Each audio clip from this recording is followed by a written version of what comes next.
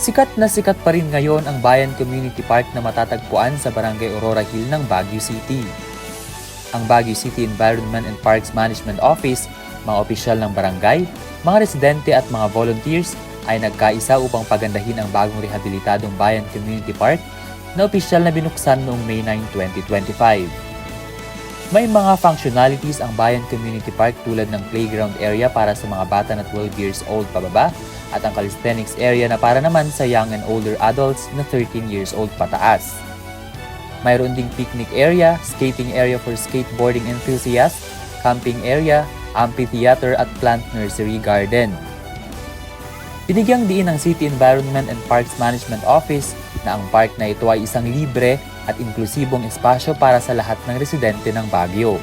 Maaaring may minimal environmental fees at advance booking para sa mga activities tulad ng camping at mga organized events, subalit ang mga ito ay under consideration.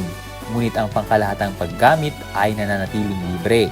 Talagang i-retain natin yung essence ng pagiging community park. Since then kasi walang bayad to, libre para sa community. Ngayon, na-retain nyo ng city. Wala pa rin siyang bayad. Ito lang CR natin, comfort room ang may bayad since hawak siya ng private company at saka kailangan din talaga ng maintenance na. Sa kabila ng unang araw ng pasukan ng mga estudyante, marami pa rin ang bumibisita katulad ng mga nag-jogging at gustong mag-workout. Ayon sa datos ng Bayan Community Park, weekend umano ang may naitatalang pinakamaraming bumibisita mula sa iba't ibang lugar upang makita at mapasyalan ang lugar na ito.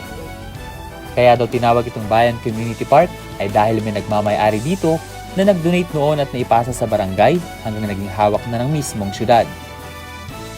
Panawagan naman nagbabantay dito, lalo na sa mga magulang na gabayan at bantayang maigi ang mga anak upang makaiwas sa anumang aksidente. Sa usaping safety and security naman, sa kasalukuyan ay may 2 pulis na nakadeploy sa lugar. Samantala, ang Bayan Community Park ay pet-friendly, ngunit panawagan sa mga magdadala ng alagang hayop na maging responsable sa lahat ng oras. Ayon sa supervisor ng Bayan Park, basura o kalat daw ng mga bumibisita dito ang numero 1 pinoproblema nila. At dahil sa mahigpit na pagpapatupad ng syudad ukol sa basura, ang pakiusap nila hanggat maaari ay maging malinis at responsable ang mga namamasyal dito, na kung ano ang dinala o ipinasok dito tulad ng mga naging basura ay kanya-kanya ding ilalabas. Sa mga gumagamit, nagpipiknik dito kasi karamihan ng pupunta dito nagpipiknik. Maging responsible po tayo sa ng waste natin. Waste po ang number 1 na pinoproblema natin.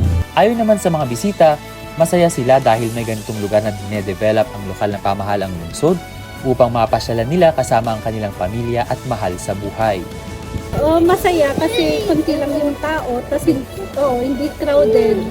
Tapos fresh kasi ang daming puno. Ang mga dapat asahan ng mga gustong mamasyal dito ay ang maraming bisita lalo na tuwing weekend at holidays. Limitado ang mga covered areas kaya walang mga silungan na may bubong o mga upuan na may lilim, kaya pinapayuhan ang lahat na magdala ng payong para sa panangga sa sikat ng araw at posibleng pag-ulan.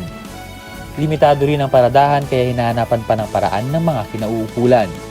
Araw-araw ay bukas ang Bayan Park simula alas 5 ng umaga hanggang alas 8 ng gabi.